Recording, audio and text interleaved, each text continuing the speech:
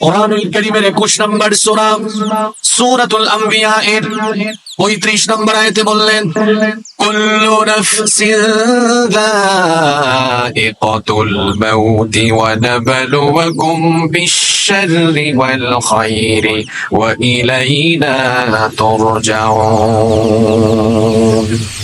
আল্লাহ তাআলা বলছেন, প্রত্যেকটি প্রাণসত্তাকে মরণের স্বাদ আস্বাদন করতে হবে। ওয়ানাবলুয়াকুম বিল খায়রি ওয়াশ শার ওয়ানাবলুয়াকুম বিশ-শাররি ওয়াল খায়র। আর আমি তোমাদের জীবনে মন্দ দিয়ে ভালো দিয়ে আমি তোমাদেরকে পরীক্ষা করব।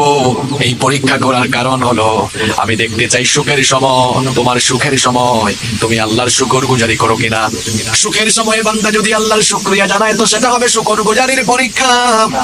আবার বিপদে আপদে বালা মুসিবতে কষ্টে আপতিত হলে বান্দা যদি তখন সবর করে, বান্দা তখন সবর করে কি করে না, সেটা তখন হয়ে যায় সবরের পরীক্ষা। একজন মুমিন সুখের সময়ও বলবে আল্লাহ, দুঃখের সময়ও বলবে আল্লাহ, আনন্দের সময় বলবে আল্লাহ, জীবনের কঠিন মুহূর্তেও জপবে কার নাম। সব সময় সে আল্লাহর উপর তাওয়াক্কুল করবে। একজন ইমানদার কখনো হতাশ হবে না, নিরাশ হবে না, আল্লাহর রহমতের আশা ছেড়ে দিবে না। জীবনের যত কঠিন মুহূর্তই আসুক না কেন, একজন ইমানদার সব সময় যার রহমতের আশা করবে। গলার আওয়াজ বড় করে বলেন তিনি কি? এজন্য কোরআনুল কারীমের 15 নম্বর সূরা সূরাতুল হিজরের 56 নম্বর আয়াতে রব্বুল আলামিন বলছেন, ওয়া মান ইয়াকুনাতু মির রাহমাতি রাব্বিহি ইল্লা দাল্লুন। গুমরাহ পথভ্রষ্ট লোক ছাড়া আর কে আল্লাহর রহমত থেকে নিরাশ হতে পারে? আবার অন্য আয়াতে আল্লাহ তাআলা বলছেন, ওয়ালা তাইয়াসু মির রাহমাতিল্লাহি ইন্নাহু লা ইয়াইয়াসু মির রাহমাতিল্লাহি ইল্লাল কওমুল কাফিরুন। কোরআনুল কারীমের 12 নম্বর সূরা ইউসুফের 87 নম্বর আয়াতে আল্লাহ তাআলা বলছেন, ইয়াকুব নবীর কথা আল্লাহ এখানে উঠায়া দিয়েছেন। তিনি তার ছেলেদেরকে বলেছিলেন, আল্লাহর রহমত থেকে কখনো নিরাশ হয়ে যেও না, কারণ শুধুমাত্র কাফির অবিশ্বাসী সম্প্রদায় এরা ব্যতীত আল্লাহর রহমত থেকে আর কেউ কখনো নিরাশ হতে পারে না। এজন্য একজন মুমিন, একজন ইমানদার ব্যক্তি সব সময় আল্লাহর উপর তাওয়াক্কুল করবে, আল্লাহর রহমতের আশা করবে। আল্লাহর রহমত থেকে কখনো সে নিরাশ হবে না, বরং সে তার জীবনের সুখে দুঃখে, আনন্দের সময়ে দুঃখের সময়ে যার নাম স্মরণ করবে, পুরুষোচিত কণ্ঠে জবাব দিয়ে বলেন তিনি কি?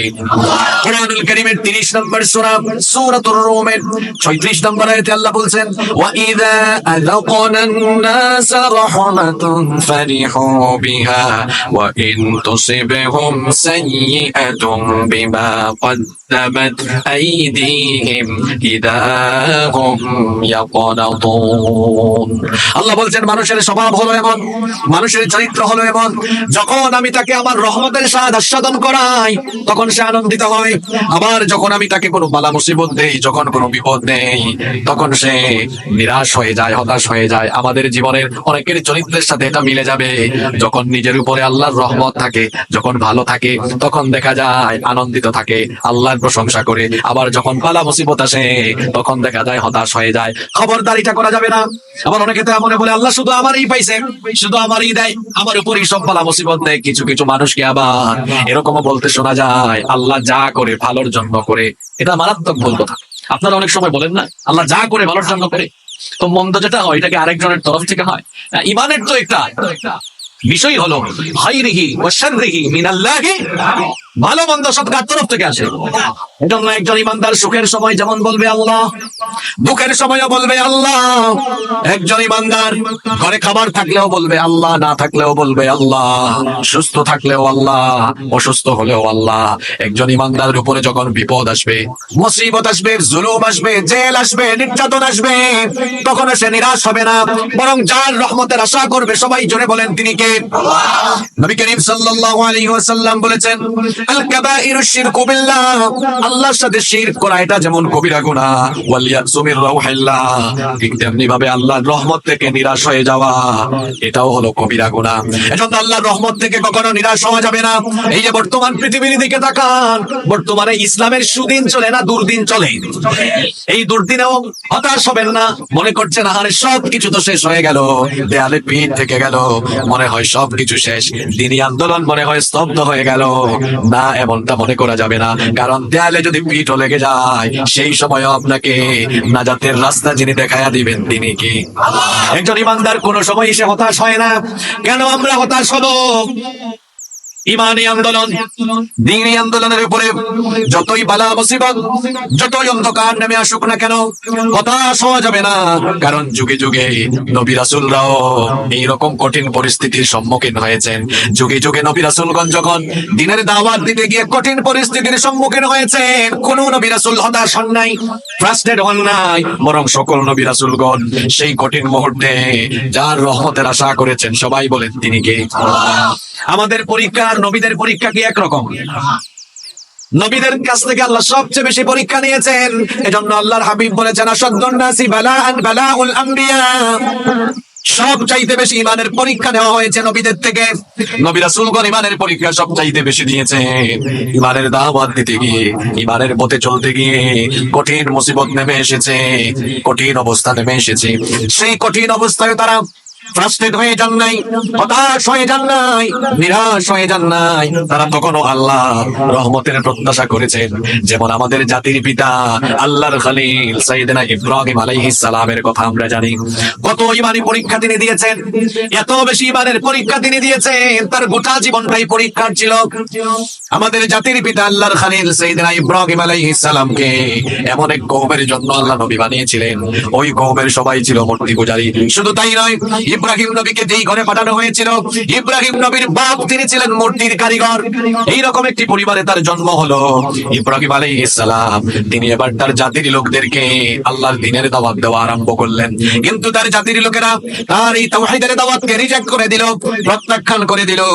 এরপরে ইব্রাহিম আলাইহিস সালাম বললেন, কেন তোমরা আল্লাহর দ্বীনের দাওয়াত গ্রহণ না করে মূর্তিগুলোর সামনে মাথা ঝোঁকাও, মাথা নত করো, অথচ এই মূর্তিগুলোকে তোমরা নিজের হাতে বানিয়েছো, নিজেরাই বানিয়ে নিজেরাই আবার এগুলোর সামনে মাথা নত করো।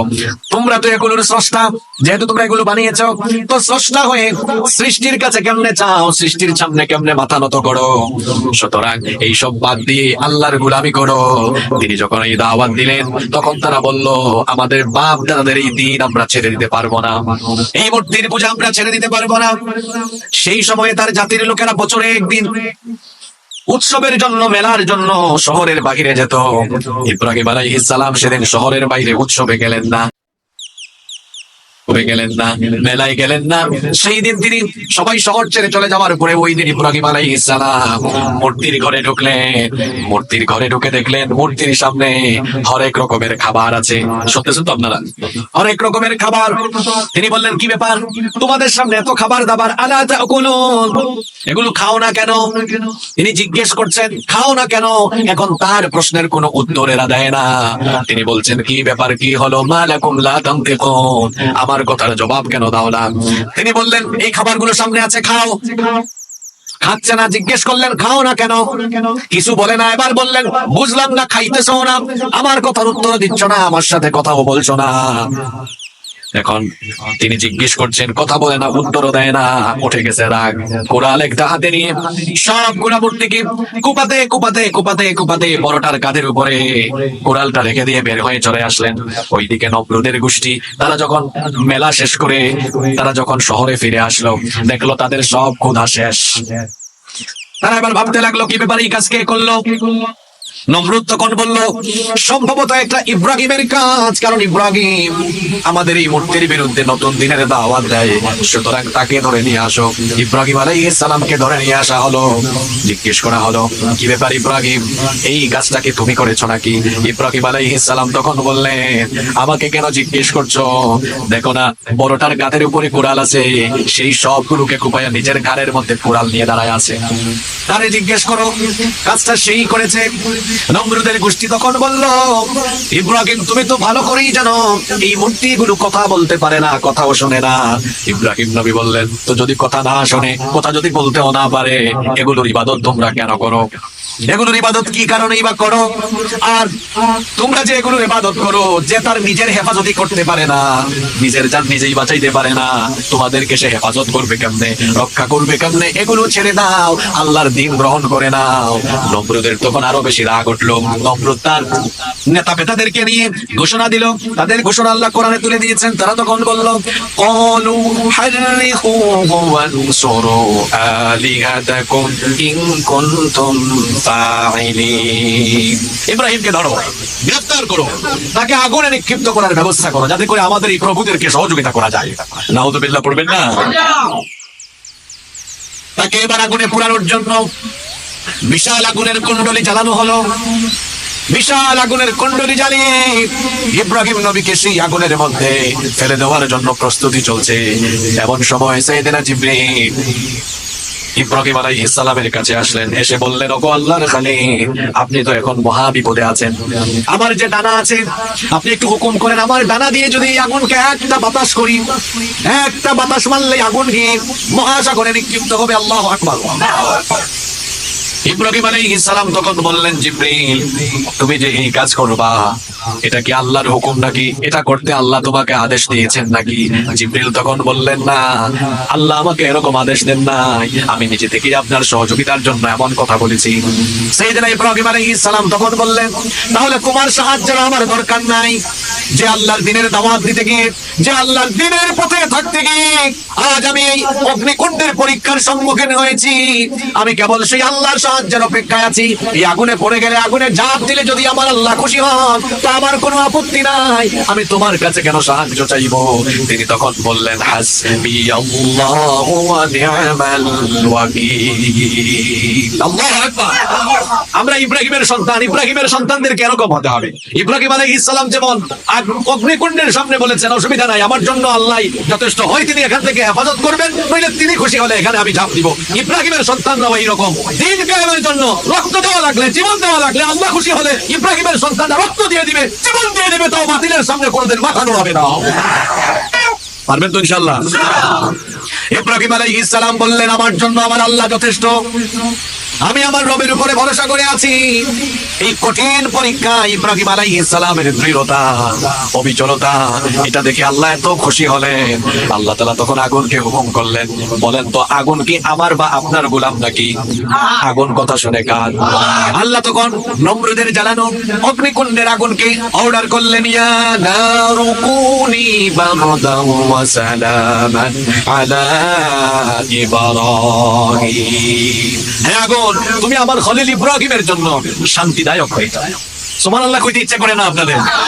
নমরুদ এবার সাইয়েদনা ইব্রাহিম আলাইহিস সালামকে আগুনের কুণ্ডলীতে নিক্ষেপ করলো। নিক্ষেপ করে নমরুদ তো মহা খুশি, যা আমার শত্রু শেষ, খুব আনন্দ করছে।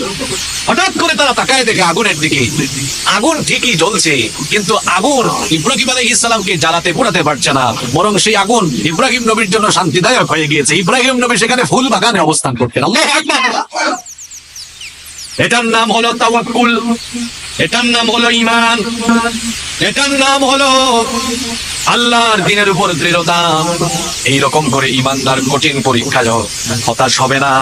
দেখা যাবে ঈমানের কারণে, ঈমানী আন্দোলনের কারণে নিজের বাড়িতে ঘুমানো যাবে না, নিজের এলাকায় বসবাস করা যাবে না, ঠিক মতো ব্যবসা বাণিজ্য করা যাবে না। জীবনে যত কষ্ট আসুক, বালা মুসিবত আসুক, আমরা কখনো হতাশ হব? কারণ হতাশ হওয়া এটা কোনো ঈমানদারের জন্য শোভা পায় না।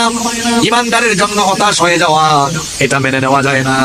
দেখেন সকল নবীরা কঠিন কঠিন পরিস্থিতিতে এক বিন্দু হতাশ হন নাই।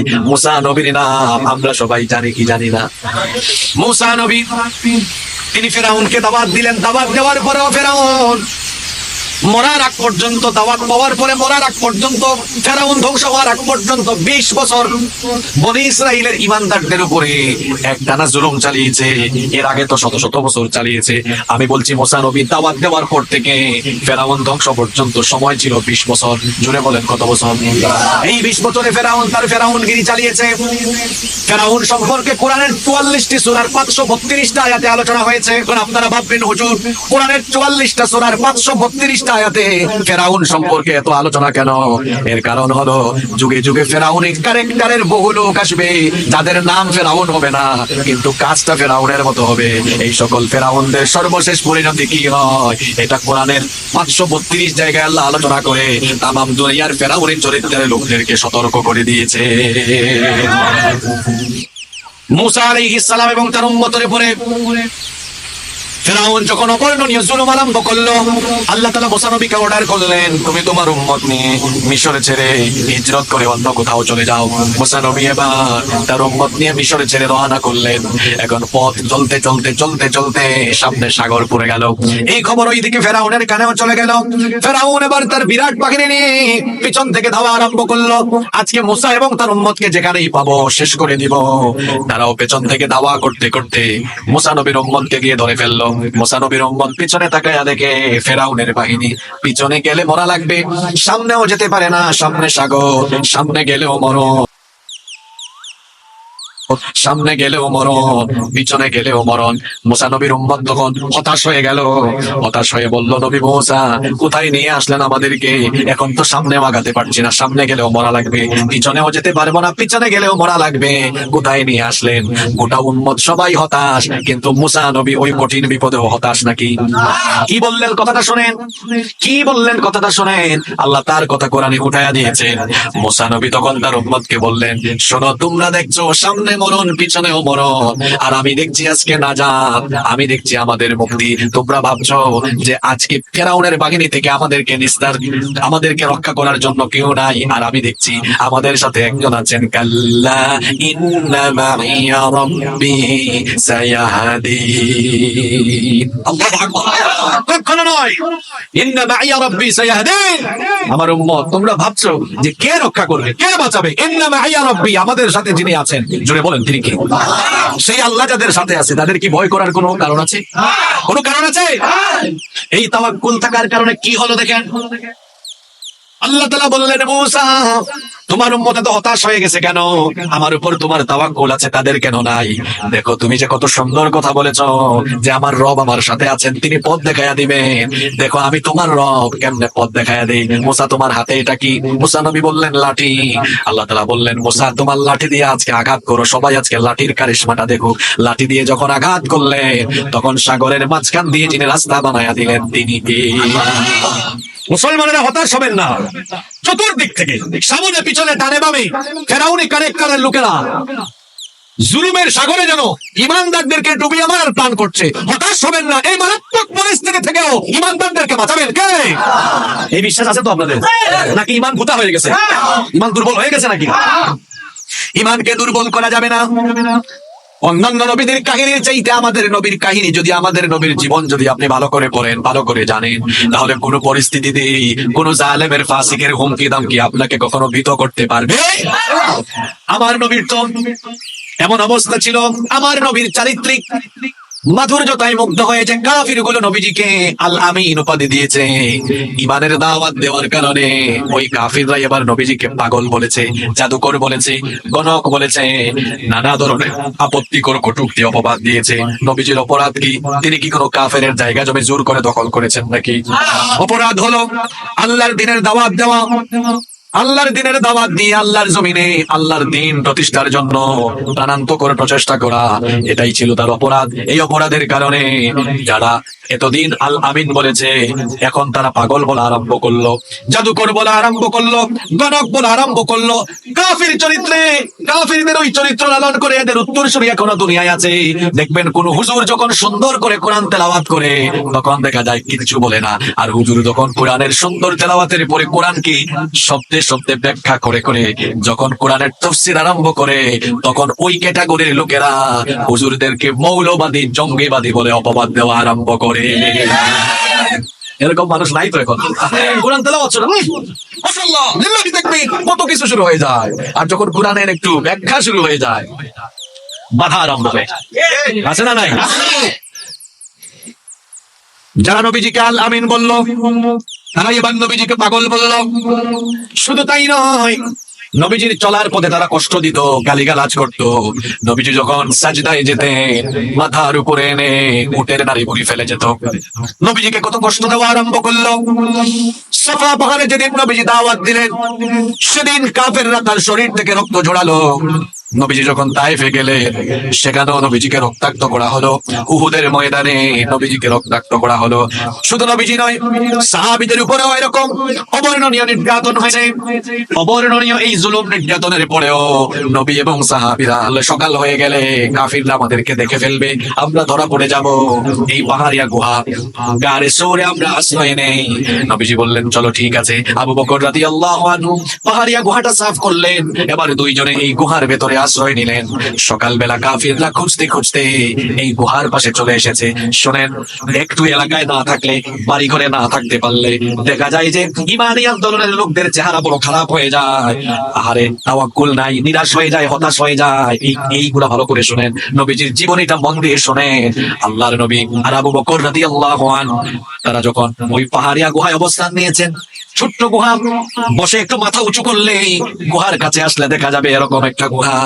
এখন সকালবেলা যখন কাফেররা খুঁজতে খুঁজতে ওই গুহার একেবারে কাছাকাছি চলে আসলো, আবু বকর রাদিয়াল্লাহু আনহু তিনি নবীজিকে বললেন, ইয়া রাসূলুল্লাহ, ইয়া হাবিবাল্লাহ সাল্লাল্লাহু আলাইহি ওয়াসাল্লাম, এই ছোট্ট গুহা, এই গুহার খুব কাছাকাছি কাফেররা চলে এসেছে। এখন যদি আরেকটু আগায় তো আমি আপনি দুজনেই ধরা পড়ে যাব। আর আমরা মাত্র দুইজন, এরা তো অনেকজন। এদের সাথে আমরা লড়াই করেও নিজেদেরকে রক্ষা করে হয়তো এখান থেকে অন্য কোথাও যেতে পারবো না। নবীজি তখন আবু বকর রাদিয়াল্লাহু আনহুকে কি কথা বললেন, আল্লাহ সেটা কোরআনে উঠায়া দিলেন। নবী করিম সাল্লাল্লাহু আলাইহি ওয়াসাল্লাম আবু বকর রাদিয়াল্লাহু আনহুকে তখন ডেকে বললেন, আমার সাথে আমার বন্ধু, আমার প্রিয় সাহাবী, শোনো, লা তাহজান ইন্নাল্লাহা মা'ানা।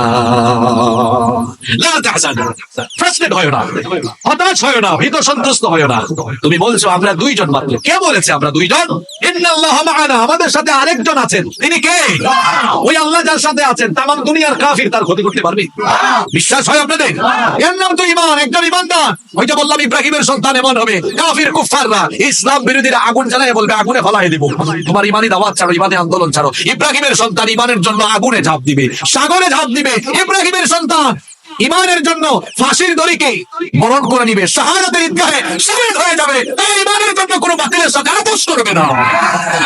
আমরা পারবো তো ইনশাআল্লাহ। হতাশ হওয়া যাবে না। রাত বাজে কয়টা? 11টা।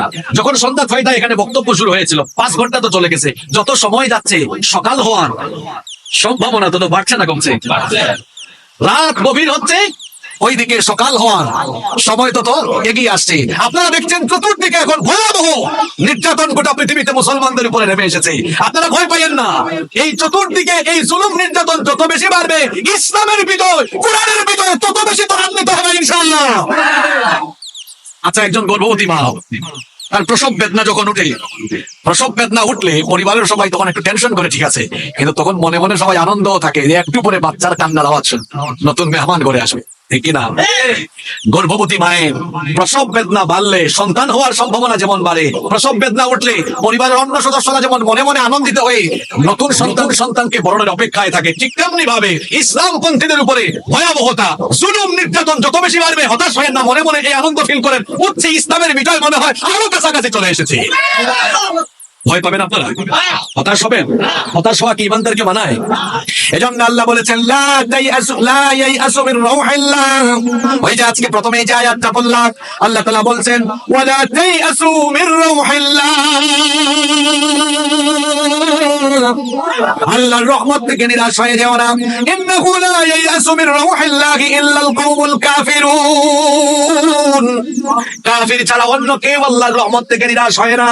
আল্লাহর রহমতের আশা করতে হবে, হোক না সেটা ঈমানী আন্দোলনে, হোক না সেটা জীবনের যে কোনো ক্ষেত্রে, জীবনের সকল ক্ষেত্রে দৃঢ় থাকতে হবে, ইস্তেকামত থাকতে হবে।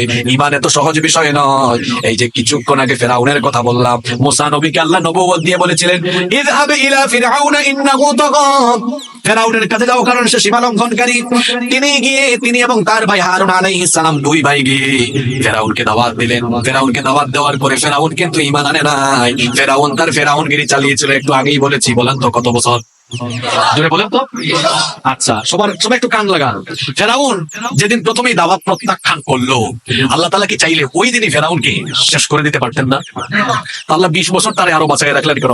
পরবর্তীতে 20 বছরে আরো হাজার হাজার ইমানদারদের উপরে জুলুম করেছে, নির্যাতন করেছে, কত ইমানদারদেরকে মেরে ফেলেছে। এই সুযোগটা আল্লাহ তাকে দিলেন কেন? আমরা অনেক সময় হতাশ হয়ে যাই পৃথিবীর মুসলমানরা, যে চতুর্দিকে এত ফেরাউন, আল্লাহ এত মানুষকে ধরে, এদেরকে ধরে না কেন? আল্লাহ ধরে না কেন? এর কারণ আছে। এই যে ফেরাউনকে মুসা নবী দাওয়াত দিলেন, 20 বছর সে তার ফেরাউনগিরি চালিয়ে গেল, আল্লাহ সাথে সাথে ধরলেন না, অনেক বছর পরে ধরলেন। কেন অনেক বছর পরে ধরলেন? এর কারণ হলো দুইটা। যদি বলেন কয়টা?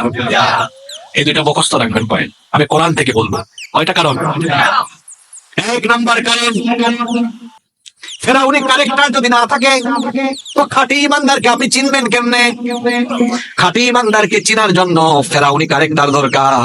কারণ একজন লোক ইমান আনলো, কিন্তু ফেরাউনি হুমকি দামকি খায়া জায়গায় থাকে নাকি ইমান ছাড়ে, সেটাও তো যাচাই করা দরকার। এই জন্য যুগে যুগে ফেরাউনি ক্যারেক্টার থাকার দরকার। এজন্য আল্লাহ সূরা আনকাবুতের শুরুতে বললেন, আহাসিবান নাসু আইয়ুতরাকু আইয়াকুলু আমান্না ওয়া হুম লা ইফতানুন।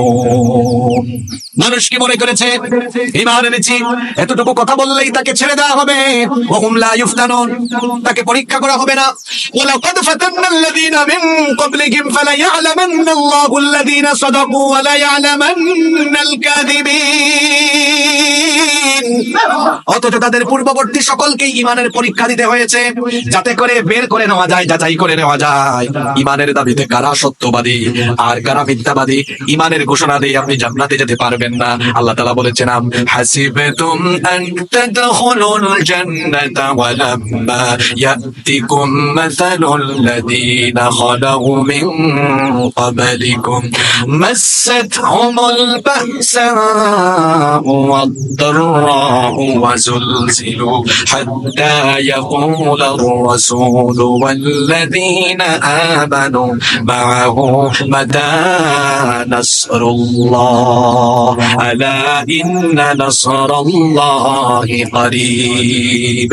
আল্লাহ তাআলা বলছেন, মানুষ কি ধারণা করেছে এমনি এমনি জান্নাতে চলে যাবে, তাদেরকে পরীক্ষা করা হবে না, এটা কি মানুষ মনে করেছে নাকি? অথচ পূর্ববর্তীদেরকে কঠিন কঠিন অনেক বিষয় দিয়ে পরীক্ষা করা হয়েছে। আমাদের জীবনেও পরীক্ষা আসবে, আমাদের জীবনেও মুসিবত আসবে। যতই পরীক্ষা আসুক, বালা মুসিবত আসুক, যত যাই আসুক না কেন, আমরা একমাত্র ভরসা করব যার উপরে। জুড়ে বলেন, তিনি কি? হতাশ হওয়া যাবে না, হতাশ হওয়া যাবে না, আল্লাহর উপর ভরসা করতে হবে, আল্লাহর পথে নিজেকে নিবেদিত প্রাণ করে দিতে হবে। আজকে বড় দুঃখ লাগে, মুসলমানদের জনসংখ্যা পৃথিবীতে 200 কোটি, তারপরেও মুসলমানরা আজকে গোটা দুনিয়ায় নির্যাতিত। কিন্তু আমাদের পূর্ববর্তীগণ গোটা পৃথিবী শাসন করেছেন। আপনারা তো জানেন, ওমর রাদিয়াল্লাহু আনহু অর্ধ দুনিয়া শাসন করেছেন। বলেন তো, ওমর রাদিয়াল্লাহু আনহুর সময় মুসলমান ছিল বেশি, না আমাদের জামানায় মুসলমানের সংখ্যা বেশি? কথা বুঝেন নাই? ওমর রাদিয়াল্লাহু আনহু অর্ধ দুনিয়া শাসন করেছেন, আর আমরা, আমাদের অবস্থা তো এখন জানেন, গোটা দুনিয়ার মুসলমানদের অবস্থা। তো তখন ওমর রাদিয়াল্লাহু আনহু গোটা পৃথিবী শাসন করলেন, তখন কি জনসংখ্যা আমাদের মধ্যে তো বেশি ছিল? এরপরেও তারা পৃথিবী শাসন করলেন কিভাবে? এর কারণ হলো মুসলমানরা ঈমানের উপরে দৃঢ় থেকে শাহাদাতের ঈদগাহে শামিল হওয়ার তামান্না নিয়ে তারা পৃথিবীর যেদিকে গিয়েছেন, আল্লাহ সেখানেই তাদেরকে বিজয় দিয়েছেন। সুবহানাল্লাহ। আর মুসলমানরা আল্লাহর পথে জীবন দেওয়াকে যখন থেকে কঠিন মনে করেছে, তখন থেকেই মুসলমানদের উপরে দুর্বিষহ পরিস্থিতি নেমে এসেছে। এখানে তো বহু যুবককে দেখতে পাচ্ছি, যুবক ভাইদেরকে বলছি, এই যুবকরা এই যৌবনকালীন সময় কি করে? তারা সারাদিন মোবাইল টিপে, মোবাইলে ব্যস্ত থাকে। সারাদিন এই যুবকগুলো নানা আজে বাজে কাজে ব্যস্ত থাকে। অথচ এই সময়ে আল্লাহ রাসূলের যুবক সাহাবীরা দিন বিজয়ের জন্য তারা 24টা ঘন্টা পাগল পড়া ছিলেন, ঠিক কিনা? ও যুবক ভাইরা, আপনাদের মতোই তো একজন যুবক ছিলেন, হযরত জুলাইবিব রাদিয়াল্লাহু আনহু। সবার মনোযোগ আছে তো? জুলাইবিব রাদিয়াল্লাহু আনহু একজন তরুণ সাহাবী, যুবক সাহাবী, খুব ভালো বংশের লোক তিনি ছিলেন না, খুবই গরিব মানুষ ছিলেন, একেবারে অপরিচিত একজন মানুষ, অত্যন্ত গরিব মানুষ। তিনি আহলুস সুফফাতে থাকতেন, অত্যন্ত জীর্ণ শীর্ণ চেহারা, চুলগুলো উস্কো খুস্কো, তার বদনে শরীরের মধ্যে ধুলাবালু লেগে থাকতো, ছেঁড়া কাপড় চোপড় গায়ে দিয়ে থাকতেন, কারণ তার এইরকম হালত ছিল না যে নতুন কাপড়, সুন্দর কাপড় পরিধান করবেন। জুলাইবিব রাদিয়াল্লাহু আনহু, তার আরেকটা নাম ছিল দামিম। নামিম মানে হলো কুৎসিত, কারণ তার চেহারা কালো ছিল, কুচকুচে কালো চেহারা, পেটে মানুষ ছিলেন। আরে কি অবস্থা শোনে, মাটি ছিল তার বিছানা, আসমান ছিল শামিয়ানা। কোন মানুষ যখন খাবার খেয়ে উচ্ছিষ্ট ফেলে দিত, ওই খাবারটা খেয়ে তিনি জীবন ধারণ করতেন। যেদিন কিছু পাইতেন না, সেই দিন তিনি উপবাসে থাকতেন। কি বলবো তার কাহিনী আমি, এই যে দেখেন আমার হাতে পানির গ্লাস।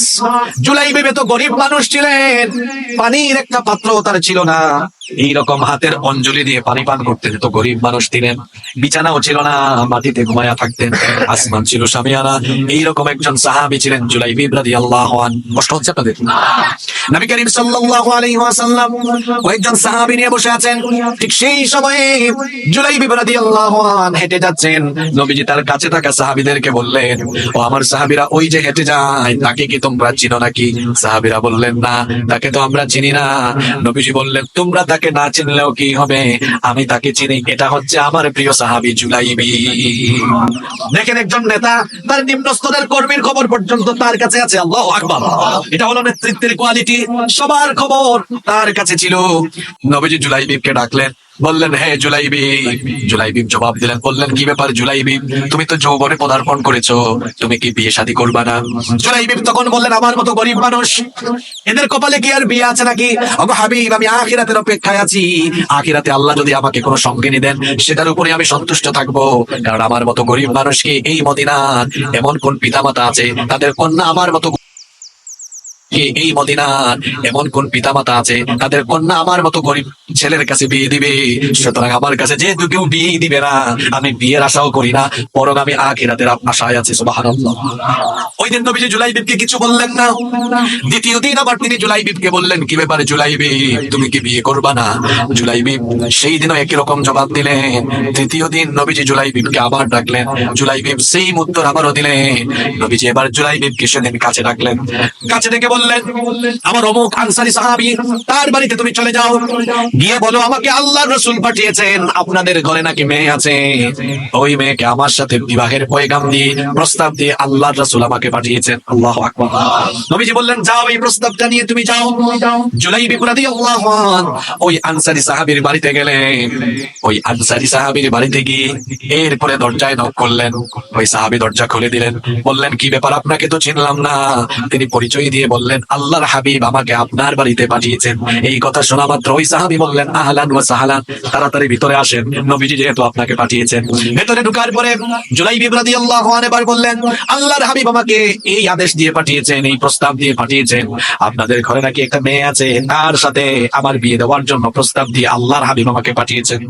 তখন ওই সাহাবী জুলাইবিবের চেহারার দিকে তাকালেন, তাকায় বলেন, তুমি একজন পেটে মানুষ, গায়ের চামড়া কুচকুচে কালো, উস্কো খুস্কো চুল, ধুলোমরি, এরপরে ধুলাবালি যুক্ত বদনে এসেছো, ছেঁড়া কাপড় চোপড়, দেখতেও সুন্দর না, গরিব মানুষ। আর আমার মেয়ে হলো মদিনার একটা সুন্দরী মেয়ে, আমারও ধন সম্পদ আছে, তোমার কাছে কেমনে আমি আমার মেয়েটাকে বিয়ে দিব? তবে আল্লাহর রাসূলের কথা বলে আমাকে তো দুর্বল করে ফেলেছো, দাঁড়াও আমি আমার স্ত্রীর সাথে একটু গিয়ে পরামর্শ করি। দেখবেন মহিলারা মাতব্বরি করে কম না বেশি। আমাদের বাসখালীর মহিলারা ভালো, তাই না? হ্যাঁ। ওই সাহাবী যখন তার স্ত্রীর সাথে পরামর্শ করছেন, স্ত্রী তখন বললেন, ও বাজি, কি কালো চেহারা, এটা কি সম্ভব? কুচকুচে কালো, পেটে মানুষ, এত গরিব, ছেঁড়া কাপড় চোপড় গায়ে দিয়ে এসেছে, আমাদের এত সুন্দরী মেয়ে, এই কুচকুচে কালো চামড়া এই গরিব ছেলের সাথে আমরা বিয়ে দিব না। বাপ মা যখন এরকম কথা বলছেন, ভেতরে থেকে তাদের কন্যা, তাদের মেয়ে সব কথা শুনে ফেলতেছেন। এবার তাদের কন্যা, তাদের মেয়ে বললেন, আব্বা জান, আম্মা জান, এত বড় দুঃসাহস আপনাদের কিভাবে হলো যে আল্লাহর রাসূল প্রস্তাব দিয়েছেন আর আপনারা আপত্তি করছেন? রাসূলের প্রস্তাব ফিরাইয়া দেওয়ার এত বড় সাহস কেমনে হলো? আমার এত সাহস হয় নাই, আল্লাহর রাসূল যে প্রস্তাব দিয়েছেন এই প্রস্তাবে আমি রাজি। বাবা তখন বললেন, মা গো, তুমি আবেগের চোটে ঘরের ভেতর থেকে বলতেছো, একটু ঘর থেকে বের হয়ে ছেলেটার দিকে তাকাও, তাকালে তোমার আর তাকে বিয়ে করার কোনো ইন্টারেস্ট থাকবে?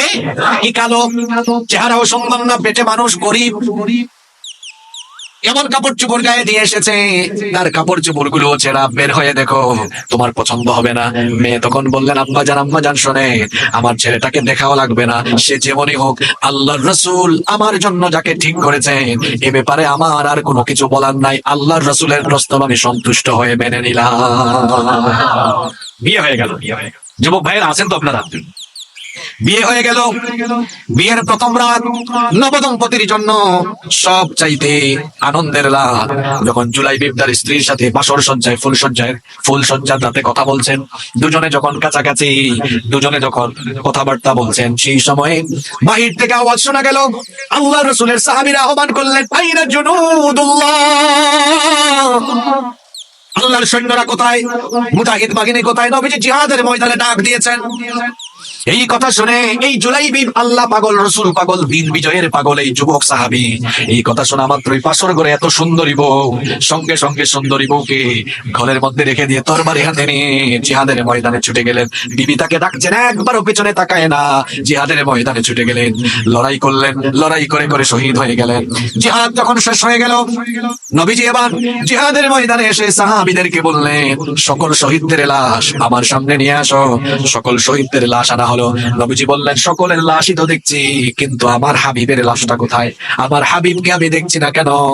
সাহাবীরা তখন বললেন, নবী গো, আপনার হাবিব এটা আবার কে? আমরা তো তাকে চিনলাম না। নবীজি বললেন, তোমাদের চিনার দরকার নাই, খোঁজারও দরকার নাই, আমার হাবিবকে আমি নিজেই খুঁজে বের করবো। আল্লাহ। নবীজি এবার খোঁজা আরম্ভ করলেন। খুঁজতে খুঁজতে 7 জন কাফেরের পাশে একটা লাশ দেখলেন। নবীজি সেই লাশের কাছে গেলেন, গিয়ে দেখলেন পুরো চেহারা, পুরো বডিতে, শরীরের মধ্যে ধুলাবালু লেগে আছে। নবীজি এবার সেই লাশের পাশে বসে গেলেন। ওই লাশটাকে নবীজি তার পুরো মোবারকের উপরে রাখলেন। এরপরে নিজের পবিত্র হাত মোবারক দিয়ে জুলাইবিবের মাথার চুল ঠিক করে দিলেন, মুখের থেকে ধুলাবালুগুলো সরালেন। সাহাবীদেরকে বললেন, তোমরা আমার হাবিবকে চিনো না, এটা হলো আমার হাবিব। সুবহানাল্লাহ। এরপরে তিনি বললেন, আমার হাবিব জুলাইবিব 7 জন কাফিরকে তুমি জাহান্নামে পাঠিয়ে তুমিও শাহাদাতের ঈদগাহে শামিল হয়ে গিয়েছো। তুমি নতুন বউ কি সুন্দর স্ত্রীকে রেখে দিন বিজয়ের জন্য, দিন কায়েমের জন্য, কোরআনের বিজয়ের জন্য শাহাদাতের ঈদগাহে শামিল হয়েছো। আরে তুমি আজকে প্রমাণ করে দিয়েছো তুমি আল্লাহর দ্বীনের জন্য কতটা পাগল। নবীজি তখন বললেন, ও জুলাইবিব, তুমি আমার, আমি তোমার। এখনকার ছেলেরা তার গার্লফ্রেন্ডকে এটা বলে, তুমি আমার, আমি তোমার। অথচ এই যুবকদের বলা উচিত ছিল, হে রাসূল, আমার জীবন আপনার জন্য, আপনি আমার, আমি আপনার। এইরকম মনোবাসনা নিয়ে যুবকদের উচিত ছিল দিন বিজয়ের কাজে নেমে যাওয়া, ঠিক কি না? নবী করিম সাল্লাল্লাহু আলাইহি ওয়াসাল্লাম হঠাৎ করে জুলাইবিবের লাশটাকে ডান দিকে ঘুরাইয়া দিলেন। সাহাবীরা বললেন, কি ব্যাপার নবী, জুলাইবিবের লাশটাকে ডান দিকে ঘুরাইয়া দিলেন কেন? নবীজি বললেন, আমার জুলাইবিব খুবই লজ্জাশীল, খুবই আত্মসম্মানী, তার লাশটাকে এই জন্য ঘুরিয়ে দিলাম। জুলাইবিবের শাহাদাতে আল্লাহ এত খুশি হয়েছেন, তার এই লাশকে রিসিভ করার জন্য, তার এই লাশটাকে আলিঙ্গন করার জন্য জান্নাতের হুরেরা দলে দলে তার দিকে ছুটে আসতেছে। আমার জুলাইবিব যেন লজ্জা না পায়, শরম না পায়, এই জন্য আমি তার লাশটাকে ঘুরাই দিয়েছি। আমার যুবক ভাইয়েরা, আজ যুবকরা শাহাদাতের ঈদগাহে শামিল হওয়া ভুলে গিয়েছে বলে আজ মুসলমানরা তাদের জীবনের বিনিময়ে কোরআনের হুকুমাত প্রতিষ্ঠা করবে, এটা তার দায়িত্ব। এই দায়িত্ব ভুলে গিয়েছে বলে 900 কোটি মুসলমান থাকা সত্ত্বেও ফিলিস্তিন, কাশ্মীর সহ গোটা দুনিয়াতে আমরা আজ অধপতিত হয়ে যাচ্ছি। খালিদ ইবনুল ওয়ালিদের নাম শুনছেন কিনা আপনারা? পৃথিবীর 2 জন কমান্ডার, কোন যুদ্ধে তারা কখনো পরাজিত হন নাই। কয়জন কমান্ডার? একজন মুসলিম আর একজন অমুসলিম। অমুসলিম যে কমান্ডার ছিল, ওই মঙ্গোলিয়ান কমান্ডার চেঙ্গিস খান, সে কোন যুদ্ধে কখনো পরাজিত হয় নাই। আর মুসলিম এই কমান্ডার খালিদ ইবনুল ওয়ালিদ, তার উপাধি ছিল সাইফুল্লাহ। তিনি যেদিকেই গিয়েছেন সেদিকেই ইসলামের পতাকা বিজয়ী হয়ে পথ করে উঠেছে। আল্লাহু আকবার। শোনেন, খালিদ ইবনুল ওয়ালিদ জীবনের শেষ বয়সে বসে বসে কান্না করছেন। তার বিবি এসেছে, বিবি এসে বললেন, প্রিয়তম স্বামী আমার, আপনি কান্না করছেন কেন? খালিদ ইবনুল ওয়ালিদ বললেন, প্রিয়তমা স্ত্রী আমার, শোনো, আমার কত সাথীরা জিহাদের ময়দানে আমার সাথে লড়াই করে তারা শহীদ হওয়ার সৌভাগ্য অর্জন করেছেন। বিছানায় পড়ে মারা গেলেও মরবেন, রোড অ্যাক্সিডেন্ট করে মারা গেলেও মরবেন, হাসপাতালের বেডে থেকে মরলেও মরবেন। সকল মরা সমান নয়। শাহাদাতের মউত হলো শ্রেষ্ঠ মউত। শহীদদের কাছ থেকে আল্লাহ কোনো হিসাব নেন না, কোনো বিচারও করেন না। বিনা হিসাবে, বিনা বিচারে আল্লাহ তাদেরকে জান্নাত দিয়ে দেন। কাছ থেকে আল্লাহ কোনো হিসাব নেন না, কোনো বিচারও করেন না। বিনা হিসাবে, বিনা বিচারে আল্লাহ তাদেরকে জান্নাত দিয়ে দেন। আল্লাহ রাসূলের সাহাবীরা জন্য শহীদ হওয়ার তামান্নায় তারা ব্যাকুল ছিল। তো তিনি বলছেন, আমার কত সাথীরা আমার সাথে ডানে বামে সামনে পিছে লড়াই করে শহীদ হওয়ার সৌভাগ্য অর্জন করেছে, আর আমি এত লড়াই করলাম, এখনো শহীদ হলাম না। এজন্য আমি কান্না করছি, চক্ষু দিয়ে পানি আসতেছে, আরে কেন আল্লাহ আমাকে শহীদ করছেন না? তার স্ত্রী তখন তাকে বললেন, প্রিয় স্বামী আমার, আপনাকে উপাধি দেওয়া হয়েছে সাইফুল্লাহ।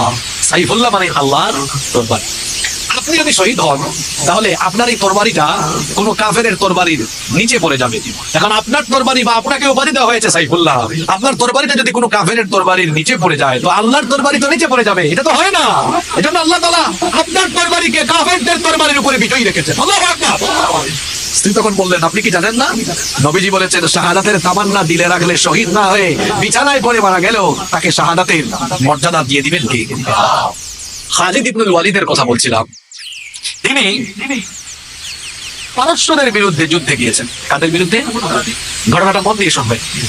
পারস্যদের বিরুদ্ধে যুদ্ধে গিয়েছেন। সেই সময় পারস্য ছিল সেই সময়কার পরাশক্তি, সুপার পাওয়ার। পারস্যদের সাথে যুদ্ধ হবে।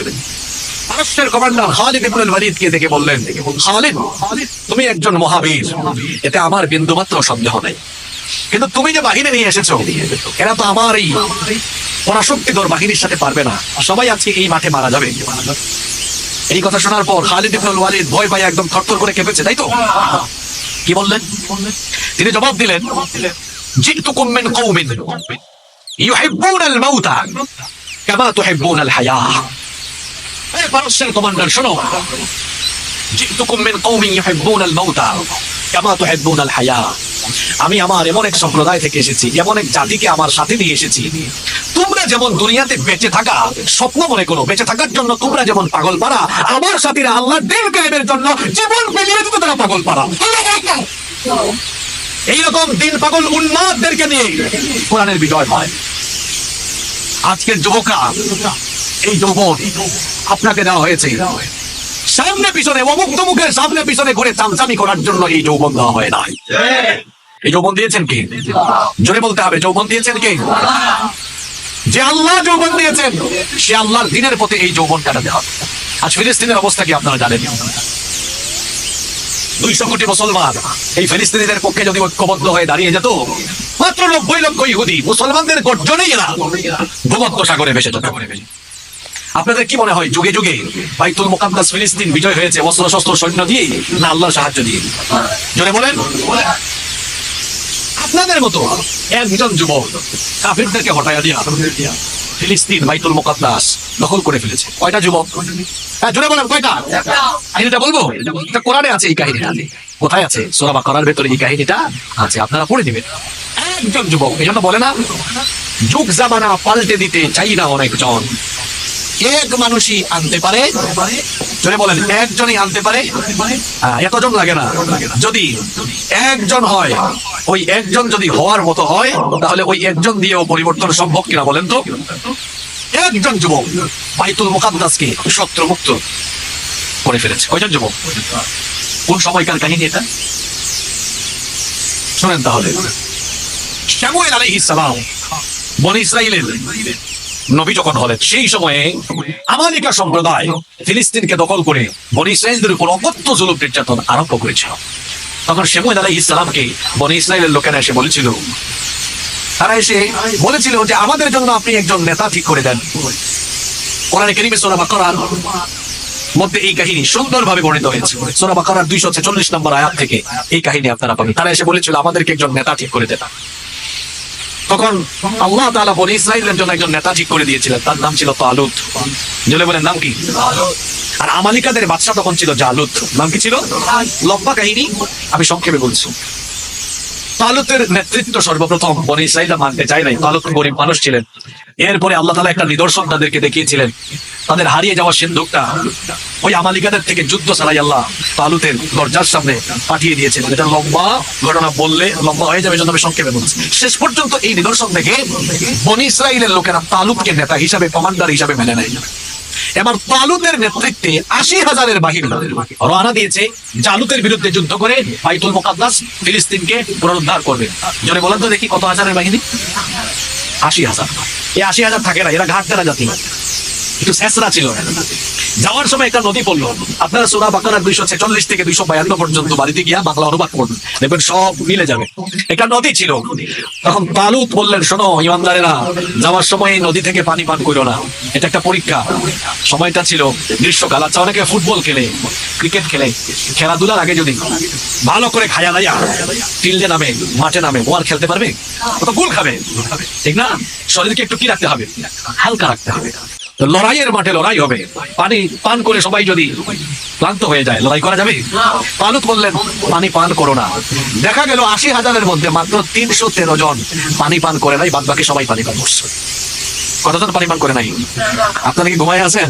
300 পানি পান, বাকিরা? এবার এই 313 জন জালুতের বিরাট বাহিনী এদের মোকাবেলা করবে, ভয় পেয়ে গেছে, ভয় পেয়ে গেছে, তাই না? কি মনে হয় আপনাদের? এই 313 জন কি বলেছিল জানেন? এদের কথা আল্লাহ কোরআনে উঠে। এরা তখন বলেছিল, এই 313 জন ইমানদার ভয় না পেয়ে বলেছিল, কাম মিন ফিআতিন কলিলাতিন গলাবাত ফিআতান কাসীরাতান বিইযনিল্লাহ ওয়াল্লাহু মা'আস সাবিরিন। কত বড় কথা! সংখ্যায় কম হয়েছে তো কি হয়েছে? আল্লাহর অনুগ্রহ থাকলে কম থেকেও আমরা সংখ্যাধিক্যের উপরে বিজয়ী হয়ে যাব। বদরে মুসলমানের সংখ্যা বেশি না কাফেরের সংখ্যা বেশি? বিজয়ী হয়েছে কারা? সংখ্যা দিয়ে বিজয়ী হওয়া। অনেক সময় ভাবে যে আমরা যে ইমানি আন্দোলনে আছি, আমাদের সংখ্যা তো কম, সংখ্যায় কম হোক, ইমান কম হলে হবে না। ইমান থাকতে হবে বেশি। ইমান বেশি থাকলে সংখ্যায় কম হলেও বিজয় দিবেন কি? ইমান ঠিক হওয়া। 313 জনের বাহিনী এবার জালুতের বিরুদ্ধে। জালুত এই কাফির, এটা আসছে কেমনে জানেন? মাথার থেকে পা পর্যন্ত লৌহ বর্ম পরিধান করা, একদম প্যাকেট করা, মাথায় লোহার হেলমেট। কোথায় খুব পারবে না, কোনো লাভ। এই কাফির এসে হুঙ্কার ছাড়লো, তোমাদের এমন কে আছে, তোমাদের কোন বীর বাহাদুরকে পাঠাও নাকি আমার বিরুদ্ধে লড়াই করো? ওই ইমানদারদের 313 জনের ভিতরে একজন 14-15 বছরের তরুণ ছিলেন তখন। শুনতেছেন তো যুবকরা? নাম হলো দাউদ। নাম কি? দাউদ আলাইহিস সালাম। তখনও নবী হন নাই, তরুণ যুবক। এখন তরুণ বয়সে, যুবক বয়সে রাগ গোসা থাকে কম না বেশি? এই কাফেরিটার হুমকি ধামকি দেখে ওনার খুব রাগ উঠে গেছে। তিনি গিয়ে ইমানদারদের কমান্ডারের নাম কি জানেছিল? হ্যাঁ, মাশাআল্লাহ। এই যুবকদের ব্রেন, তোমরা কি খাও? তোমাদের মেমোরি এত লস হয়ে গেল। আমার বুড়া চাচা মনে রাখতে পারেন, তোমাদের ব্রেন এই বয়সেই শেষ, খায় ফেলছো। ব্রেন এই বয়সেই শেষ, খায় ফেলছো, কোথা বানায় ফেলছো। বিয়ের আগেই বুঝে এই অবস্থা তোমাদের। হ্যাঁ, নাম কি? তালুত। দাউদ আলাইহিস সালাম গিয়ে বললেন, মাননীয় কমান্ডার, তার এই লাফালাফি দেখে আমার সহ্য হচ্ছে না, আপনি আমারে অনুমতি দেন, তারা একটু সাইজ করে দিই। এই যুদ্ধের সাথে বদর যুদ্ধের মিল ছিল। বদরের যুদ্ধ সংখ্যা ছিল 313। বদরের যুদ্ধ সবচেয়ে বড় কাফিরটারে সাইজ করার জন্য কোনো বয়স্ক মানুষ না, 2টা কিশোর বেশি ব্যাকুল হয়েছিল। কি জানি নাম বলেন তো দেখি? বাঁশখালীর মানুষ তো আমরা জানি ইসলামী চেতনা নিজেদের মধ্যে লালন করি। এই যদি অবস্থা হয়, সামনে আগাবেন তো? 2 কিশোর, মাআদ এবং মুআওয়াল, 2 ভাই নবীজিকে এসে বলছে, নবীজি আমাদেরকে বদরের যুদ্ধে পারমিশন দেন, শুনছি যুদ্ধ হবে, পারমিশন দেন। নবীজি বললেন, তোমরা ছোট মানুষ, তোমরা কি যুদ্ধ করো না? তারা বললেন, না, আমরা ছোট হইলো, আপনি একটু অনুমতি দিয়ে দেখেন জিনিস কেমন আমরা। নবীজি বললেন, না না না, তোমরা ছোট মানুষ। তখন বললেন নবীজি, 2 জনকে না দেন, একজনকে দেন, আমরা একটু কুস্তি করি, দেখেন কার শক্তি বেশি। যার শক্তি বেশি তারে অনুমতি দেন। নবীজি এবার বললেন, আচ্ছা ঠিক আছে, দেখি তো তোমরা একটু 2 ভাই ট্রাই করো তো দেখি। এবার ছোট ভাই বড় ভাইকে বলতেছে, ভাই তোমার শক্তি তো বেশি, আমি জানি, তুমি তো আমার একটা দিয়া ফালাই দিবা, এটা তো আমিও জানি, কিন্তু আমাকে ফালাই দেওয়ার পরে তুমি একটু আমার সুযোগ দিও, পরের বার যেন আমিও তোমার ফালাই দিতে পারি, যেন নবীজিকে বুঝাইতে পারি যে কেউ কারো থেকে। নবীজি এটা শুনে ফেলছেন, বললেন, ঠিক আছে যাও, 2 ভাইকেই পারমিশন দিলাম। সুবহানাল্লাহ কইতে ইচ্ছা করে না? এই 2টা কি করছে কারবার শুনেন। আব্দুর রহমান বিন আউফ রাদিয়াল্লাহু আনহু তিনি বলছেন, আমি বদরের মাঠে তুমুল লড়াই করছি, এই 2টা ছেলে এসে আমাকে খালি ডিস্টার্ব করে। কিছুক্ষণ পর এসে বলে, আঙ্কেল, চাচা, আবু জেহেল কোনটা? আব্দুর রহমান বিন আউফ রাদিয়াল্লাহু আনহু বলছেন, তোমরা বাচ্চা মানুষ, আবু জেহেলকে দিয়ে তোমরা কি করবা? কয় না, শুনছি নবীজিকে সবচেয়ে বেশি কষ্ট দিয়েছে এটা, আজকে আমাদের টার্গেট একটাই, আবু জেহেল। বারবার জিজ্ঞেস করে হঠাৎ করে দেখা গেল আবু জাহালকে কয়েকজন সৈন্যের ভেতরে ঘেরাও করা আবু জাহাল। আব্দুর রহমান বিন আউফ বলছেন, ওই যে তোমাদের টার্গেট দেখা যায়। তিনি বলছেন, আল্লাহর কসম, এটা বলা মাত্র আমি দেখলাম 2 ভাই সিংহ শাবকের মতো আল্লাহু আকবারের গর্জন দিয়ে আবু জাহালের উপর ঝাঁপাইয়া পড়ে আবু জাহালকে 2 ভাই কতল করে দেয়। আল্লাহু আকবার।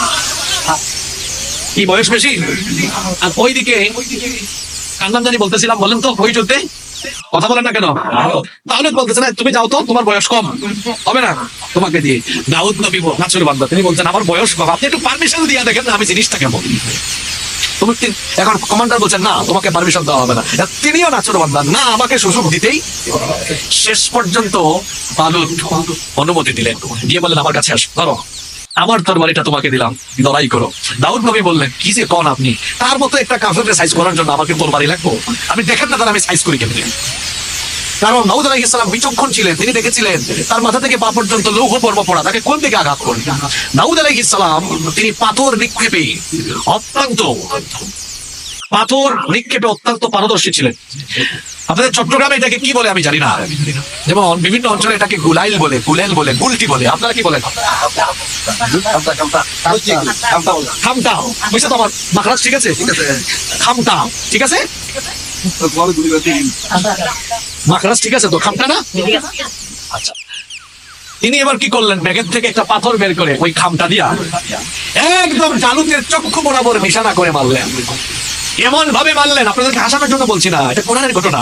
আমি আয়াতগুলো তিলাওয়াত করলে লম্বা হয়ে যাবে, কষ্ট হবে আপনাদের। একটা মারলেন, এই পাথরটা জালুতের চক্ষু দিয়ে ঢোকে মাথার মগজ সুদ্ধা আউট করে পিছন দিকে গিয়ে বের হয়েছে। কমান্ডার শেষ, এখানে কমান্ডার শেষ, কর্মী বাহিনী থাকবে আর পালা সবাই। আহারে আজকের বাইতুল মুকাদ্দাস ফিলিস্তিন, দেখেন তো কয়টা যুবক দেওয়া হয়ে গেছে, জুড়ে বলেন। অস্ত্র দিয়ে, সৈন্য দিয়ে, বাহিনী দিয়ে, ছিল ভিতরে ঈমান। কৌশল শিখিয়ে দিয়েছেন কে? সাহায্য করেছেন কে? বদরের ময়দানে মুসলমানরা অস্ত্র দিয়ে বিজয়ী হয়েছে, তাই না? সৈন্য সংখ্যা দিয়ে বিজয়ী হয়েছে। ঈমান ছিল ঈমানের মতো। এখন বলবেন হুজুর ঈমান যে ছিল বুঝবো কেমনে? 313 জন নিয়ে নবীজি হাজির। নবীজি একটু চিন্তা করছেন যে আজকে সাহাবীরা কি করবে কিনা। সাহাবীরা দাঁড়ায় বললেন, কি বলছেন নবীজি, আপনি চিন্তা করছেন? ইযহাব আনতা ওয়া রাব্বুকা ফাকাতিলা ইন্না মাআকুমা মুকাতিলুন। আমরা কি সিদ্ধান্ত নিয়েছি নবীজি জানেন? আজকে আমরা হয় এই ময়দানে শাহাদাতের সুধা পান করব। যতক্ষণ আমরা আমাদের দিকে প্রাণ থাকবে ততক্ষণ আমরা আল্লাহর দ্বীনের বিজয়ের জন্য এখানে লড়াই করে যাব। সুবহানাল্লাহ, কইতে ইচ্ছা করে না? আমার মনের খবর আপনি জানেন না, আপনার মনের খবর আমি জানি না, সবার মনের খবর জানেন কে? বদরের 313 জন ইমানদার, পাক্কা ইমানদার ছিল। আল্লাহ এদের ইমানের এই হালত দেখে এত খুশি হয়েছেন, বললেন নবী আপনারা শুধু একটু থাকেন, শো হিসাবে থাকেন। কি হিসাবে? শো পর্যন্ত শো হিসাবে থাকেন। আমি আমার কয়েক হাজার ফেরেশতার বাহিনী পাঠাই দিয়েছি, কাম করে দিবে কারা? ফেরেশতা। ইমানের মতো ইমান থাকলে আর ইমানের উপর ইস্তেকামত থাকতে পারলে কোরআনের বিজয়, ইসলামের বিজয় খুব শীঘ্রই দেখতে পারবেন ইনশাআল্লাহ। এজন্য যুবকদেরকে এই মোবাইলের ফিতনা থেকে বের হয়ে আসতে হবে। আমি দাবি জায়গায় সময় দেওয়া থেকে বের হয়ে যুবকদেরকে চরিত্রবান হতে হবে, নামাজি হতে হবে, দিনদার হতে হবে, দিন কায়েমের আন্দোলনে শামিল হতে হবে। সেই সকল ভাইদের সাথী হয়ে কোরআনের পতাকা তোলে, দিনের পতাকা তোলে আমরা যদি ঐক্যবদ্ধ হয়ে থাকতে পারি, বিজয় দিবেন কি? আল্লাহ বলেছেন ওয়ালা তাহিনু ওয়ালা তাহজানু ওয়া আনতুমুল আ'লাউনা ইন কুনতুম মুমিনিন। কোনো ভয় নাই, তোমাদের কোনো চিন্তা নাই, যদি মুমিন হও বিজয় দিবেন কি? আসুন নিজেদের ইমান একটু জ্বালাই করি। এটা কেমন ইমান আপনাদের? এটা কেমন ইমান আমাদের? ওয়াজ মাহফিলে প্যান্ডেল ফিলাও, ফজরের জামাতে আধা কাতারও হয়। এরকম ইমানদার হইলে বুঝি কোরআনের বিজয় আসবে? আপনার যে দুর্বল ইমান আপনাকে মসজিদে আনতে পারে না, যে ইমান আপনাকে সুদ থেকে, ঘুষ থেকে, হারাম উপার্জন থেকে সেভ করতে পারে না, এই দুর্বল ইমান আপনাকে জান্নাতের ধারে কাছে, জান্নাতের গন্ধ আপনার নাকে আসবে না। নিজের ইমানকে আজকে ঠিক করতে হবে, নিজের ইমানটাকে পরিশুদ্ধ করতে হবে। এই ইমানটাকে পরিশুদ্ধ করার জন্য কোরআনের রঙে নিজেদেরকে রঙিন হতে হবে। বছরে একবার কোরআনের মাহফিলে, তাফসীর মাহফিলে এসে ওয়াজ শুনেই দায়িত্ব শেষ না, বরং সারা জীবন এই কোরআনের রঙে নিজেদেরকে রাঙানোর প্রাণান্তকর প্রচেষ্টা করতে হবে। আমরা পারবো তো ইনশাআল্লাহ? আসুন এই কোরআন নিজেদের মধ্যে ধারণ করে, লালন করে, কোরআনের রঙে নিজেরা রঙিন হওয়ার প্রাণান্তকর চেষ্টা করি। আল্লাহ আমাদের সবাইকে সেই তৌফিক দান করুন।